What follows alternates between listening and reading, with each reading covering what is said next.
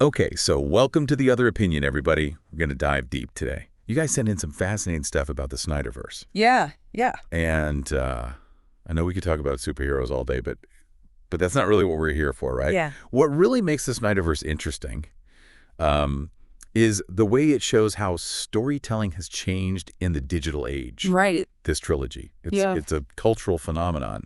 And and I think that says something about the power that online communities have to shape the stories we tell. So let's start by going back to the beginning. 2013, Man of Steel. This was a totally new take on Superman. Yeah. Much, much darker, a lot more internal conflict. He was really wrestling with what it means to be Superman, his role in the world. And, I think it's fair to say the film got some pretty strong reactions, right? It did. I think taking a character like Superman, who's, so iconic and beloved, and showing him in a way that's more complex, more morally ambiguous, it was bound to be controversial. Some people loved the attempt at realism. Others felt like it, completely missed the point of Superman, the hope that he represents. But I think it's that very polarization, those heated debates online, that laid the groundwork for the kind of intense fan engagement that would define the Snyderverse. Yeah, it makes sense. It's like that initial clash of opinions kind of set the stage for everything that followed. So let's move on to 2016 Batman v Superman, Dawn of Justice. We're introduced to Ben Affleck's Batman, right? Yeah. Very different, older, a lot more world-weary. And the conflict between him and this still evolving Superman, it's really intense. And again, Snyder doesn't shy away from the dark themes. And I'm guessing there was even more pressure from the studio this time around after the mixed response to Man of Steel. Oh, absolutely. This film really highlights the tension that can exist between a director's artistic vision and what a studio wants, especially when you're dealing with a major franchise like this. I mean, even the theatrical cut of Batman v Superman felt like Snyder pushing the boundaries of the superhero genre, and then, the Ultimate Edition that was released later. Right. That was interesting. It seemed like an attempt to address some of the criticisms, maybe a sign that they were starting to pay attention to what the fans were saying online. Right. So all of this is building up to Justice League, this huge team-up movie, like the DCEU's answer to the Avengers. But then, of course, tragedy struck. Zack Snyder had to step away from the project due to a personal loss. Joss Whedon came in to finish the film. And, well, the version that was released in theaters, it was a far cry from what Snyder had originally envisioned. And the fans, they were not happy. Share your other opinions about that down in the comments. Let us know what you think. Yeah. What's so striking is the difference between what the previous films seemed to be leading towards and what we actually got. A lot of fans felt like the tone was completely off, that characters weren't true to themselves, and the whole story just felt, well, disjointed. And that feeling, that sense that Snyder's vision had been compromised, that's what really ignited the movement that followed. Which brings us to the real turning point. The hashtag release the Snyder Cut movement. This could have been it, right? The end of Snyder's involvement in the DCEU. Right. Just another unfinished chapter in Hollywood history. Right. But it didn't end there. The fans, they refused to let it go. They launched this huge organized campaign to get Snyder's version of the film released. I mean, it was unprecedented. Hit that like button if you were a part of that movement. It really was. It shows you the power of online communities when they rally around a cause they believe in. And this wasn't just people complaining on social media. They were organized. They created content. They used hashtags to amplify their message. They even raised money to put up billboards at Comic-Con. And the fact that they were also raising money for suicide prevention, connecting it back to Snyder's personal tragedy, that added a whole other layer of meaning to the movement. It went beyond just wanting to see a different cut of a movie. Don't forget to subscribe to The Other Opinion to support us and check out other videos like this. And it's pretty remarkable, right? This grassroots campaign, fueled by social media, it actually worked. Warner Bros. Listened. They released Zack Snyder's Justice League on HBO Max in 2021. I mean, a major studio bowing to fan pressure like that. That's not something you see every day. Absolutely. And this wasn't just a director's cut with a few extra scenes thrown in. This was a 4-hour epic. It was Snyder's full vision realized.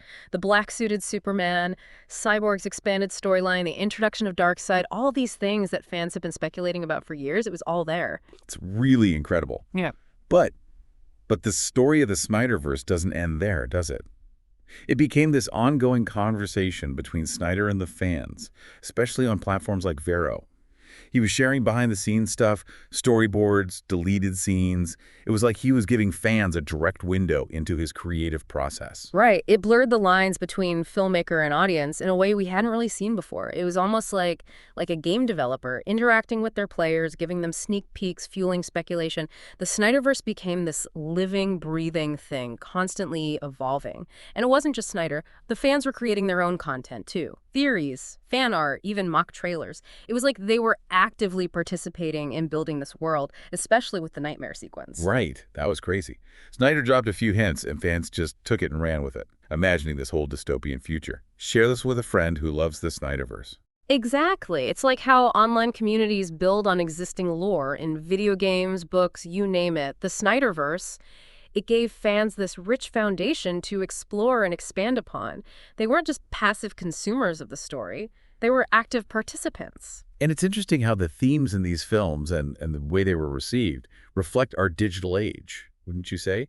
Man of Steel, with its focus on finding your identity in a world that's constantly questioning you. Yeah. I mean, that's so relevant to how we present ourselves online, the whole idea of authenticity. Absolutely. Yeah. And the way it divided audiences so sharply, I think that foreshadowed how online discourse can amplify both praise and criticism, how things can get so extreme so quickly. And then Batman v Superman, it deals with public perception being manipulated by the media. Yeah. And that's incredibly timely in this era of misinformation and echo chambers. Yeah, and the Ultimate Edition being released after the initial backlash, it does feel like an early example of studios starting to recognize the power of fan feedback, even if it took a while. And Zack Snyder's Justice League, I mean, its very existence is a testament to the power of the internet. It's a 4-hour movie. The way it's structured, it's almost like a mini-series. It feels perfectly suited for a streaming audience used to binging and dissecting shows online. And Cyborg, his story, this merging of man and machine, that feels like a direct commentary on our relationship with technology. What do you guys think? Let us know in the comments. Hit that subscribe button so you don't miss out on more deep dives from the other opinion. I agree. So the Snyderverse, it's this fascinating example of how fans can have a real impact on storytelling. It feels like a double-edged sword, though, right? On the one hand, it's incredibly empowering. It shows how fans can demand more, how they can help shape the stories they love. But it also raises some tricky questions about creative control. Right. Where do you draw the line? Exactly. It forces us to think about the balance of power between creators, studios, and audiences. What happens when fan expectations clash with an artist's vision? Does constant feedback actually lead to better stories, or can it stifle creativity? So what do you think the long-term implications of all this are? Do you think the Snyderverse has fundamentally changed the relationship between filmmakers and their audiences? What does this mean for the future of storytelling?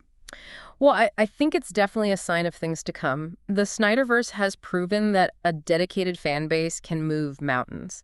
And I think we're going to see more movements like this in the future. Studios are going to have to learn to adapt to this new reality, this more collaborative approach to storytelling. So what other stories might be out there just waiting to be rediscovered or reimagined or even rescued by passionate fans in this digital age? I mean, that's kind of exciting, isn't it? Right. Give us some of your other opinions in the comments. Tell us what you think. And don't forget to like this video and share it with your friends. We really appreciate you guys being here. And remember, this has been an AI podcast for informational purposes, and there's always a chance some of this might not be totally accurate, but it's still a fun topic to explore, right? For sure. So, until next time. See ya.